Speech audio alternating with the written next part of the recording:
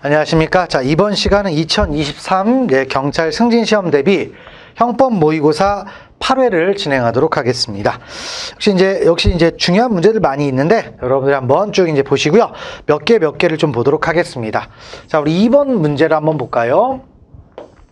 자, 형법의 시간적 적용 범위 옳지 않은 것 있네요. 첫 번째, 행위시법에 범죄에 의하면 범죄를 구성하였다고 하더라도 법률의 폐지로 인해서 범죄를 구성하지 아니하였다. 폐지가 됐죠? 그럼 1조 2항을 적용하는데 항상 신법을 적용하느냐? 아니죠.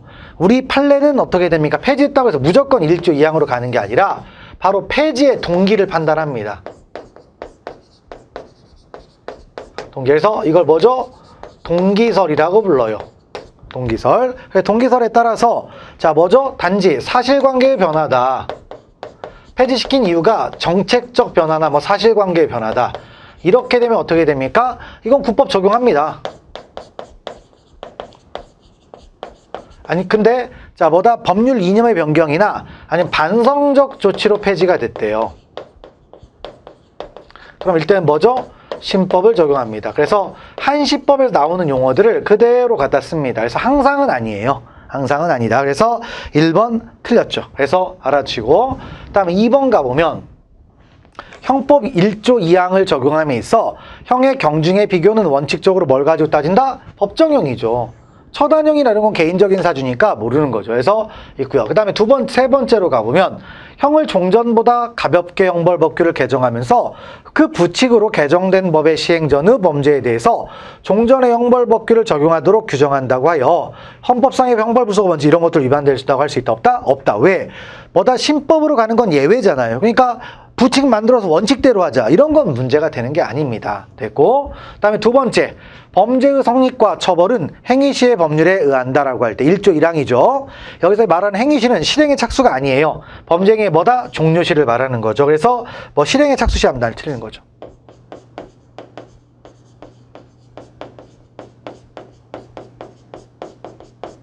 그래서 일단 2번에 1번이 틀렸다라는 거죠. 그리고 동기설 요걸로 본다라는 겁니다. 됐고 넘어가시면 되겠습니다. 그 다음에 이제 5번으로 한번 가볼게요. 5번에 정당방위에 관한 설명이 있네요. 첫 번째부터 보시면 시위 참가자들이 경찰관들의 위법한 제지행위에 대항하는 과정에서 공동하여 경찰관들에게 PVC 파이프를 휘두르거나 진압방패와 체증장비를 빼앗는 등의 폭행을 했으면 좀 심하죠. 심하다. 그래서 이 부분은 정당방위로 판례가 인정했다 안 했다? 안 한 겁니다. 정당방위 인정 안 했어요. 좀 심하죠. 그래서 그 다음에 세 번째, 이제 의정부 출입국관리소 소속 그러니까 출입국관리직 공무원들이에요. 그런데 공장에 들어가서 불법시설 단속을 하는데 동의나 승낙 없이 들어갔어요. 그럼 뭐가 되죠? 이게 위법이죠. 위법이 됐습니다. 그러니까 위법이 되니까 쭉 해서 가보시면 공장 내에서 일하고 있던 피고인 등을 상대로 불법 체류 단속 업무를 개시하자 피고인 갑이 A의 허벅지를 고의적으로 찔러 상해를 가했습니다.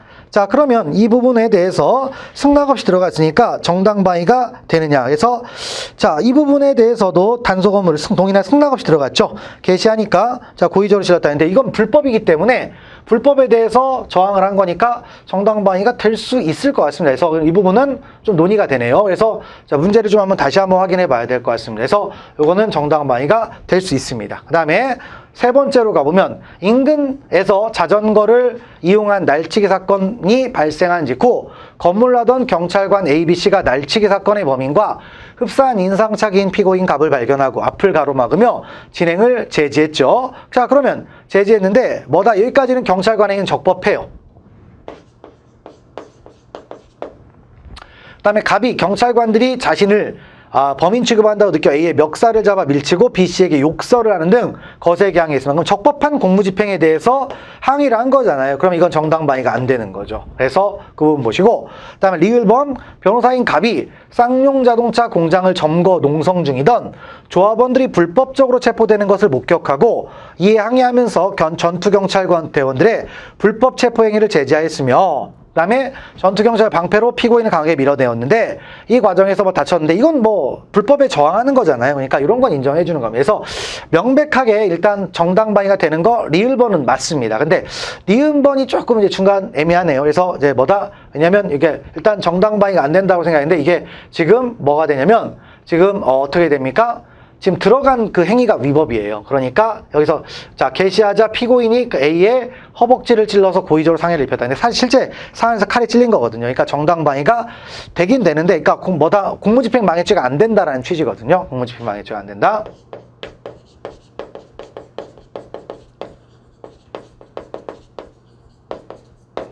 방해죄가 안 된다라는 취지인데, 일단 요건 한번 봐야 되겠습니다. 그래서 그 부분 보시고요. 그러니까 명확한 거는 자 정당방위 되는 거 리을번이 된다라는 겁니다. 그래서 알아두시면 되겠고요. 넘어가시면 되겠습니다. 자, 그래서 그 부분을 보시고요. 그 다음에 넘어가셔서 자 이제 다음 문제로 한번 가보도록 합시다. 자, 이제 9번 한번 가보겠습니다.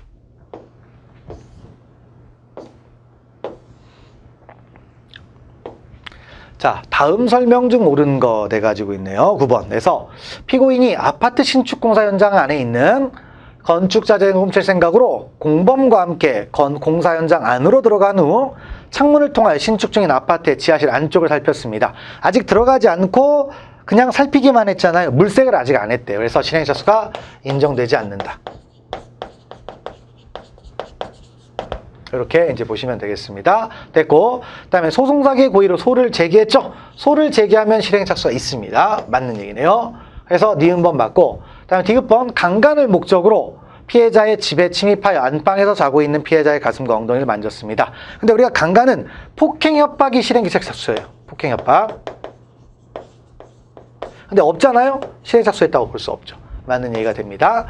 그 다음에 리을번, 자 피고인이 1차 매수인으로부터 계약금 중도금의 명목을 받았습니다. 그러면 이미 타인의 사물을 처리한 자의 지위에 취득했습니다.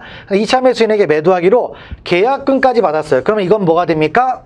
일단 실행착수가 자 계약금까지 받으면 일단 계약금은 의미가 없습니다. 실행착수가 없고요. 중도금을 받아야 됩니다. 그래서 실행착수가 없고 중도금을 받아야 실행착수가 있습니다.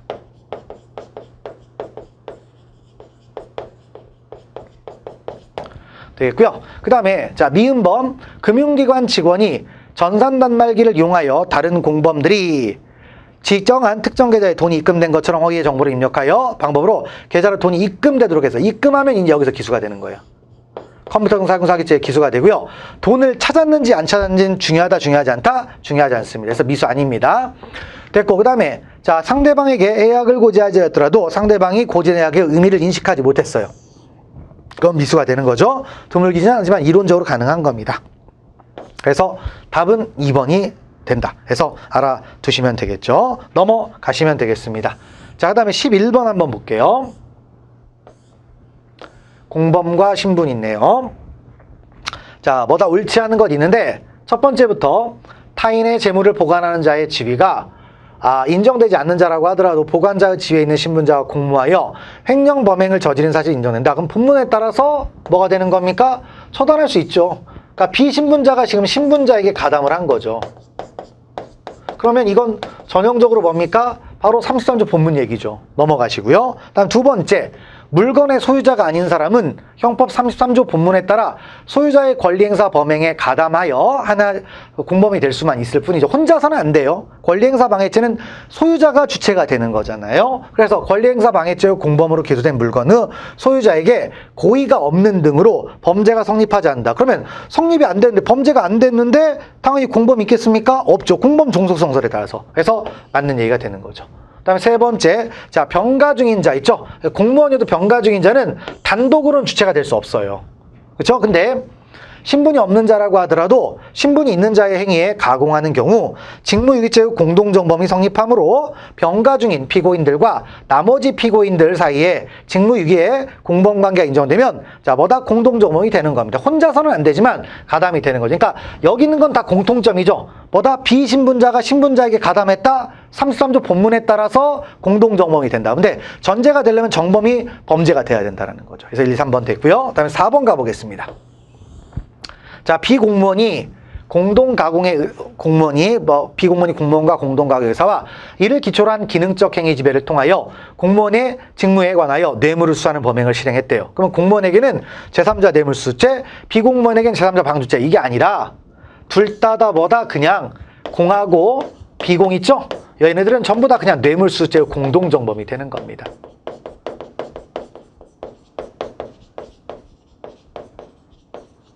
얘가 공범으로서 받은 거잖아요. 그러니까 이렇게 간다라는 겁니다. 그래서 4번이 틀렸네요. 넘어가시면 되겠습니다.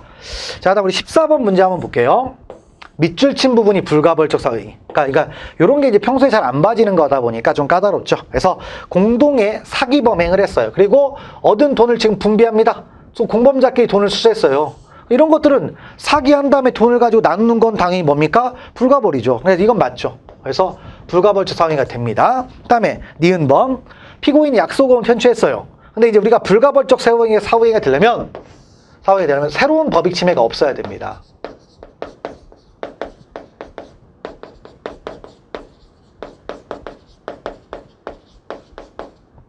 자, 새로운 법익 침해가 없습니다. 그런데 피고인이 약속을 편취했어요. 근데 편취 사실을 숨겼습니다. 어음을 받았죠. 그러면 만약에 이 편취한 것을 알렸으면 할인 받았습니까? 못 받죠. 고지 의무가 있어요. 그래서 이건 불가벌적 사위가 안 됩니다. 새로운 사기죄가 됩니다. 자, 그다음에 디귿번 가보시면 피고인이 피해자를 기망하여 약속어음을 교부받은 후 이를 피해자에 대한 피고인의 채권의 변제에 충당을 했습니다. 그냥 쓴 거죠. 쓴 겁니다. 그래서 요거는 불가벌적 사위가 될 수 있습니다. 그래서 됐고, 그 다음에 리을번, 대표이사인 피고인이 회사의 상가 분양 사업을 수행하면서 수분양자들을 기망하여 분양됨을 보관하던 중, 자, 횡령을 했습니다. 그러면 편취했고 횡령을 했죠. 근데 편취한 거 횡령이에요. 그러니까 불가벌적 사위가 안 됩니다. 그래서 안 된다. 그래서 이렇게 보시면 되겠죠. 그래서 답은 3번이 됩니다. 넘어가시면 되겠고요. 그 다음에 자, 또 볼게. 죄수 형벌 있고 넘어가시고 16번 보겠습니다.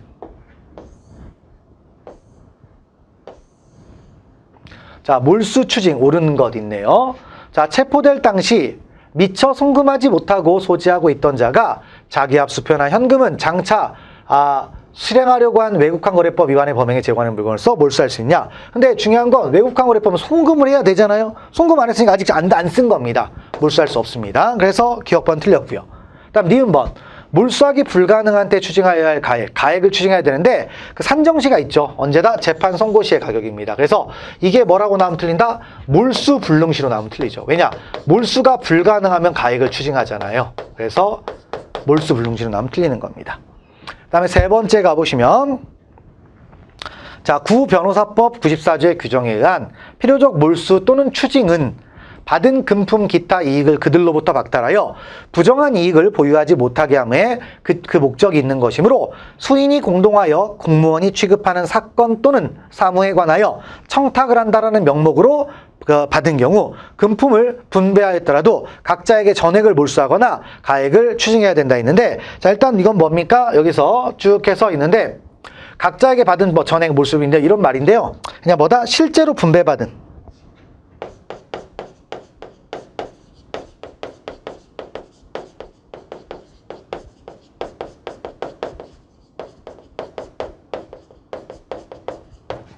자, 전액이 아니라 실제로 분배받은 것만 몰수징하라는 겁니다. 그래서 옳은 거니까 니은번만 맞네요. 답은 2번이 되겠죠. 그래서 됐고 넘어가시면 되겠습니다.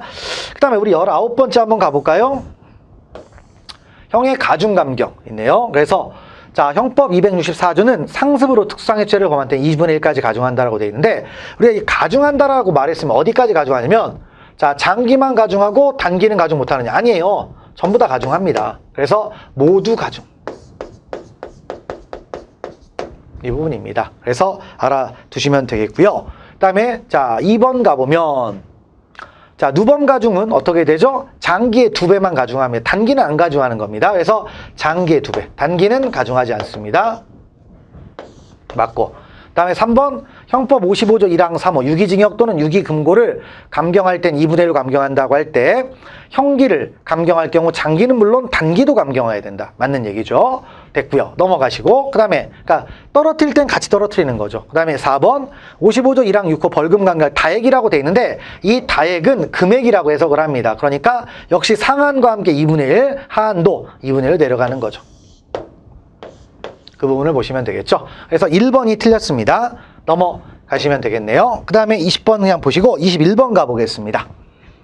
유기학대 있죠. 유기죄도 이제 최근에 아동학대와 관련해 가지고 이제 문제가 나오고 있습니다. 그래서 보시면 첫 번째 271조 1항에서 말하는 법률상 보호 의무 가운데는 민법 826조 1항에 근거한 부부간의 부양 의무도 포함되며 당사자 사이에 주관적으로 혼인의 의사가 있고 객관적으로도 사회관념상 가족 질서적인 면에서 부부 공동생활을 인정할 만한 혼인생활의 실체가 존재한다면 사실혼 관계에서도 보호 의무가 인정이 된다는 겁니다. 맞는 말입니다. 그러니까 원래 그 법률론에서만 이 보호 의무가 있느냐? 아니죠. 사실혼에서도 인정을 하는데 대신 엄격해요. 사실혼이 되려면 어떻게 됩니까? 혼인의 의사가 있어야 돼요. 있고 그 다음에 혼인의 실체가 존재해야 됩니다. 이 두 가지가 되면 뭐가 되는 거죠? 보호 의무가 인정돼요. 그래서 실제 사건은 어떤 겁니까? 단순 동거, 간헐적 정교. 이런 거는 자 뭐죠? 사실혼 아니라고 했어요. 그래서 1번 맞고요. 그 다음 2번 피고인이 자신이 운영하는 주점에 손님으로 와서 수일 동안 식사는 한 끼도 하지 않은 채 계속하여 술을 마시고 만취한 피해자를 주점 내에 그대로 방치해서 사망했습니다. 유기치사죄가 된다라고 했는데 이때 될 때 뭐랬냐면 바로 이 계약상의 보호, 계약상 의무를 따지거든요. 근데 계약상에서 부수적 의무를 인정한 겁니다. 아주 드물지만 거의 뭐 계약상에서 부수적 의무를 인정한 거예요. 왜냐? 손님이 우리가 술집의 주인은 술을 팔죠. 근데 술 파는 걸로 끝나는 게 아니라 손님이 힘들어하면 어떻게 됩니까? 뭐 여관방에 재운다든지 가족에게 인계하든지 경찰에 신고해야 되는데 그런 걸 안 하고 방치했기 때문에 유기치사죄가 된다라는 거예요. 그래서 그 방금 얘기했던 그런 것들은 부수적 의무라는 겁니다. 됐고, 그다음에 세 번째 가보시면 유기죄는 행위자가 요 부조자에 대한 보호 책임의 발생 원인이 된 사실이 존재한다는 것을 인식하고 해태한다는 의식, 버린다는 인식을 해야 되겠죠. 맞는 얘기가 되겠고요. 그 다음에 네 번째 갑은 중유기죄가 있는데요. 우리가 중유기죄는 자 사람은 생명, 신체에 대한 위험이 아니라 생명에 대한 위험입니다. 신체 빠져요? 신체 빠진다. 그래서 21번은 4번이 틀렸다는 얘기입니다. 넘어가시면 되겠습니다. 자, 그 다음에 가보시면 우리 이제 25번 명예 쪽으로 한번 가보겠습니다.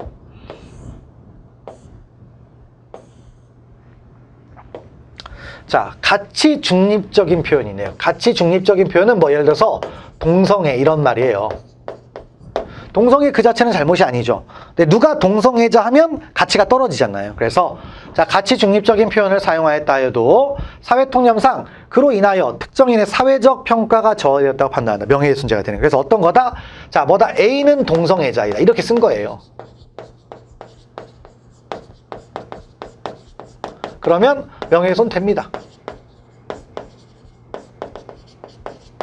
됩니다. 그래서 1번 맞는 얘기가 되겠고요. 그 다음 2번 명예에 관한 죄의 보호법익은 자 뭐다? 외적 명예입니다. 외적 명예. 평가. 이걸 이제 평가인데 외적 명예라고 합니다. 명예 감정이나 뭐 이런 거 아니죠. 그래서 뭐다? 내적 명예나 명예 감정 아니고 외적 명예를 얘기합니다. 다시 한번 읽어보시면 명예에 관한 죄의 보호법익으로서 명예란 사람의 인격에 관해 타인들에게서 주어지는 사회적 평가를 말한다라는 겁니다. 그리고 우리가 이제 명예훼손죄는 사실이어야 돼요. 근데 사실이라는 것은 입증이 가능하다는 얘기죠. 입증이 가능하다는 얘기는 과거 또는 현재 이루어진 것만 입증할 수가 있겠죠. 앞으로 이루어질 일은 입증을 못해요. 그런데 과거 또는 현재를 기초로 해서 내일 일어날 일이 우리가 예상할 수 있는 것들이 있어요. 그런 것들은 뭐가 됩니까? 사실이라고 말할 수도 있죠. 그래서 읽어보시면 사실이란 현실적으로 발생하고 증명할 수 있는 과거 또는 현재의 사실을 말하므로 장래의 사실을 적시한 경우 비록 그것이 과거 또는 현재의 사실을 기초로 하거나 이에 대한 주장을 포함하고 있다. 그러면 명예훼손죄가 됩니다. 그래서 뭐다? 이런 거예요. 내일부로 구속영장이 떨어진다.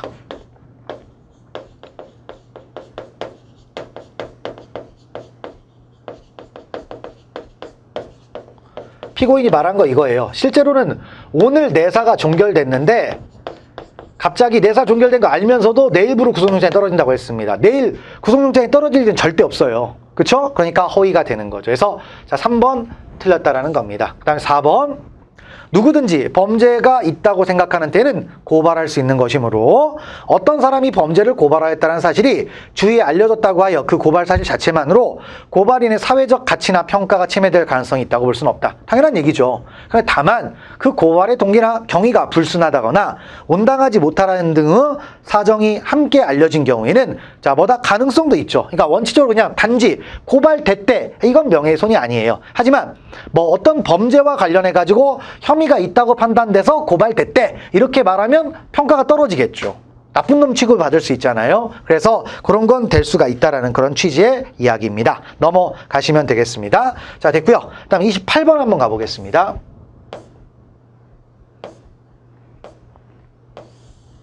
자, 강도우죄가 있네요. 자, 보시면 피고인이 술집 운영자 갑으로부터 술값의 지급을 요구받자 갑을 유행 포기했다면 뭐다 쪽에서 준강도가 된다 했는데, 우리가 준강도는요, 절도가, 그다음에 자, 일정한 목적을 가지고 체포 목적으로 갖고, 그다음 뭐죠? 폭행, 협박을 하는 겁니다. 그런데 우리가 절도는 모든 절도를 말해요. 그리고 기수미수 안 따집니다. 근데 최소한도 우리가 절도가 되려면 실행의 착순이 있어야 돼요.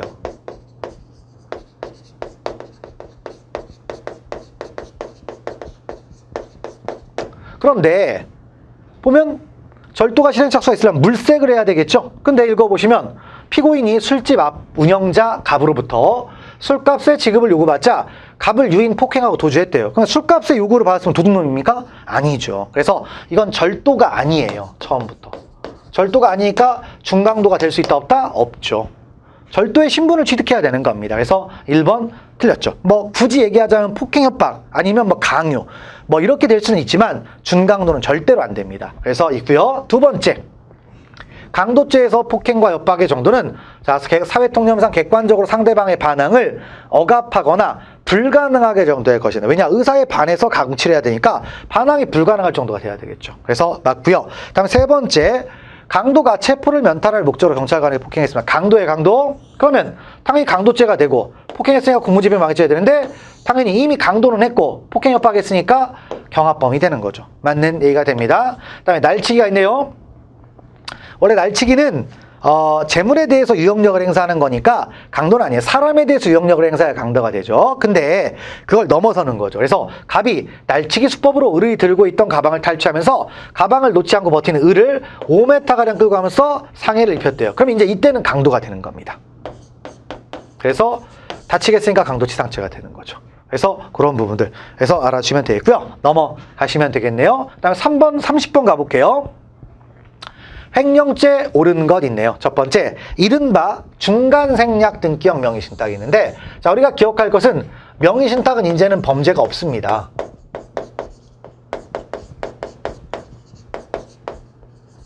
이제는 다 사라졌죠? 양자간 명의신탁, 중간생략 등기형 명의신탁, 그다음에 계약 명의신탁, 이제는 범죄 없어요.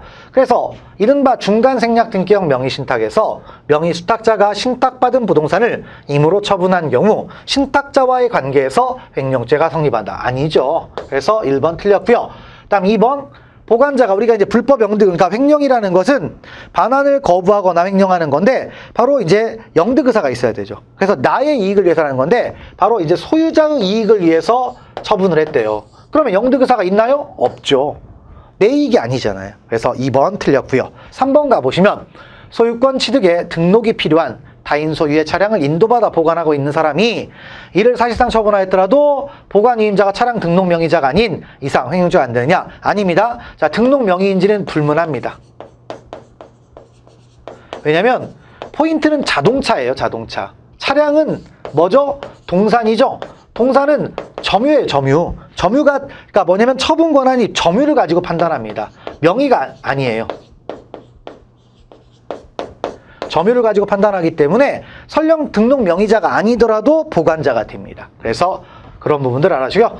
횡령죄가 됩니다. 다음 네 번째, 용도가 엄격히 제한된 자금을 위탁받아 집행하면서 제한된 용도 이외의 목적으로 자금을 사용한 경우 결과적으로 자금을 위탁받은 본인을 위하는 면한이 있더라도 뭡니까? 어쨌든 용도가 엄격히 제한된 자금은요. 용도 변경하면 그냥 횡령입니다. 횡령이 돼요. 그래서 4번이 틀렸습니다. 넘어가시면 되겠죠. 됐고, 그 다음에 32번 가보겠습니다. 자, 다음은 작물죄에 대한 설명이다. 옳지 않은 거. 첫 번째, 권한 없이 타인의 인터넷 뱅킹에 접속하여 타인의 예금 계좌로부터 자신의 예금 계좌로 금액을 이체하도록 했습니다.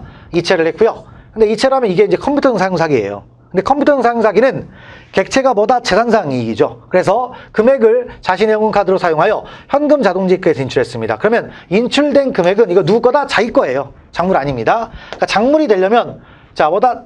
재물이어야 되는데 요건 뭐다? 재산상 이익입니다. 그래서 작물이 안 되는 거죠. 됐고, 두 번째, 절도범으로부터 작물 보관 의뢰를 받고 작물을 인도받아 보관하던 중 임으로 처분하여 작물 보관죄가 성립하는 때에는 별도로 이미 보관죄가 성립했으니까 빼돌리는 거 별도 행정죄 안 됩니다. 맞는 얘기죠. 불가버립니다. 다음 세 번째, 본범 이외유자가 본범이 절취한 차량이라는 점을 알면서도 본범의 강도 행위를 위하여 차량을 운전했습니다. 그러면 강도 예비가 돼요. 그러면서도 작물의 소재지를 운반했죠. 작물 운반. 두 가지 죄가 됩니다. 성립합니다. 3번 틀렸네요. 다음에 4번. 자, 작물도 친족상도례가 있습니다. 그래서 어머니가 아들이 절취하여 갖고 온 작물을 취득하여 보관한 경우 어머니는 감경 또는 면제하게 돼 있다는 거죠. 넘어가시면 되겠습니다. 자, 그 다음에 넘어가셔서요. 자, 34번 가보겠습니다. 34번. 방화와 실화유죄. 자, 옳지 않은 거 있죠. 방화죄의 주된 보호법인 공공의 안전으로서 방화죄의 기본적 성격은 공공위험죄이지만 개인의 재산적 재산도 보호법에 포함됩니다. 그래서 자기 소유, 타인 소유를 구별하는 겁니다. 그래서 알아주고요. 맞고. 그다음에 두 번째, 매개물의 발화가 됐죠. 매개물의 발화가 됐으면 이게 뭐다? 실행의 착수가 있는 거예요. 그 다음에 볼이 옮겨붙죠. 근데 뭐다? 독립면소가 되면 기수예요. 근데 옮겨 붙지 않았으니까 아직 독립면소가 안 됐죠. 그래서 미수가 됩니다. 맞습니다. 그 다음에 세 번째, 바로 불이 매개물을 떠나 목적물에 옮겨 붙어 독립하면서 이게 뭐다? 독립면소죠. 맞고. 그 다음에 네 번째, 성냥불로 담배를 붙인 다음 그 성냥불이 꺼진 것을 확인하지 아니한 채 휴지가 들어있는 플라스틱 유통에 던졌다면 중과실이냐? 중과실 맞습니다. 현저한 주의무 위반이죠. 성냥불 이런 거 당연한 얘기잖아요. 그래서 4번이 틀렸습니다. 넘어가시면 되겠고요. 다음에 넘어가시고 우리 38번 한번 가볼까요? 자, 위계한 공무집행 방해죄가 있네요. 자, 위계한 공무집행 방해죄 읽어보시면 옳지 않은 거네요. 신고는 원칙적으로 행정청에 대한 일방적 통고로 그 효과가 완성될 뿐 이에 대응하여 신고 내용에 따라 법률 효과를 부여하는 행정청행이나 처분을 예정하고 있지 아니하므로 신고인이 허위 사실을 신고서에 기재하거나 허위의 소명자료를 첨부하여 제출하였다고 하더라도 일반적으로 이와 같은 허위 신고가 위계한 공무집행 방해죄를 구성한다고 볼 수 있다 없다? 없죠. 왜냐? 실제로 위계한 공무집행 방해죄는요. 공무집행이 방해가 돼야 돼요. 방해가 돼야 기수예요. 그러니까 신청했다고 해서 신고했다고 위계입니까? 아니죠. 그릇된 처분이 나와야 돼요. 그래서 그릇된 처분. 그래서 이거 맞는 얘기가 됩니다. 됐고, 그다음에 니은범. 비록 신고라는 용어를 사용하고 있더라도 사실상 인허가 등 처분의 신청 행위와 다를 바 없다고 평가되는 등의 예외적인 경우에는 위계한 공무집행 방해죄가 성립할 수 있으나, 근데 중요한 건 우리가 신청했다고 무조건 되는 게 아니라 방해의 결과가 나와야 됩니다. 그래서 자, 이때에도 행정청이 나름대로 충분히 사실관계를 확인하더라도 그 신고 내용이 허위이거나 법령의 취지에 맞지 아니함을 발견할 수 없었던 경우가 아니라면 심사를 담당하는 행정청이 신고 내용이나 자료의 진실성을 충분히 따져보지 않은 채 경솔하게 믿고 추적했기 때문에 자, 뭐다? 위계한 공무집행방해죄 안 된다. 그래서 우리가 위계한 공무집행방해죄에서는요, 어쨌든 처분을 해요. 그러면 이제 충분한 심사하고 불충분한 심사를 따져요.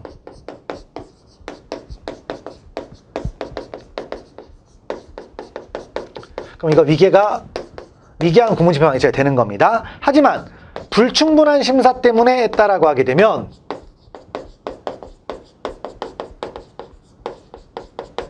이건 위계한 공무집행방해죄가 안 되죠. 위계한 공무집행방해죄가 안 됩니다. 그래서 자, 일단 2번 그런 얘기였고요. 그다음에 자, 디귿번 가보면 등기 신청에 있어서 등기 신관은 부동산 등기법상 그 등기 신청에 필요한 서면이 제출되는 여부 및 제출된 서면이 형식적으로 진정한 것인지 여부를 심사할 권한은 갖고 있으나 등기 신청인이 신청이 쭉 일치하는 좀 어서 형식적 권 없으며 쭉 보시면 나름대로 충분히 심사 있죠? 발견하지 못했습니다. 그러면 이건 뭐가 돼요? 위계한 공무집행방해죄가 되는 겁니다. 충분한 심사, 불충분한 심사 이걸 따지는 거죠. 그래서 디귿번만 틀렸습니다. 넘어가시면 되겠고요. 됐습니다. 자, 그다음에 이제 우리 39번을 보겠습니다. 위증죄죠. 자, 위증죄는 법률에 의하여 선서한 증인이 허위의 진술을 하면 성립하는 죄였죠. 자, 그러면 들어가 보면 증인신문 절차에서 허위의 진술을 하고 그 진술이 철회, 시정된 바 없이 그대로 증인신문 절차가 종료된 경우 그로써 위증죄는 기소가 되는 겁니다. 그 후 별도의 증인 신청 및 채택 절차를 거쳐 그 증인이 다시 신문을 받는 과정에서 종전 신문 절차에서의 진술을 철회, 시정한다 하더라도 이미 종결된 종전 신문 절차에서 위증죄 성립엔 영향이 없다. 그러니까 이미 기소가 되면 끝난 거죠. 그리고 우리가 자, 증인이 되려면 자, 법률에 선서한 증인이 돼야 되죠. 그러면 적법한 선서가 있고 그다음에 적법한 증인신문 절차야 돼요. 근데 우리가 신문 절차는요. 증인신문이 없어요. 선서 같은 거 안 합니다. 그러니까 위증죄가 안 됩니다. 그 다음에 자, 증인 누가 되느냐? 다 되는데 당사자 안 됩니다. 그래서 위증죄 유죄가 안 되는 거고요. 다음 네 번째, 피고인이 자신이 거짓말하는 건 상관이 없어요. 근데 타인을 교사하면 방어권 남용이라고 해서 위증죄 교사범으로 처벌할 수가 있습니다. 그래서 1번만 맞고요. 나머지는 틀린 내용이 되겠습니다. 그래서 그 정도까지를 좀 파악하시면 될 것 같습니다.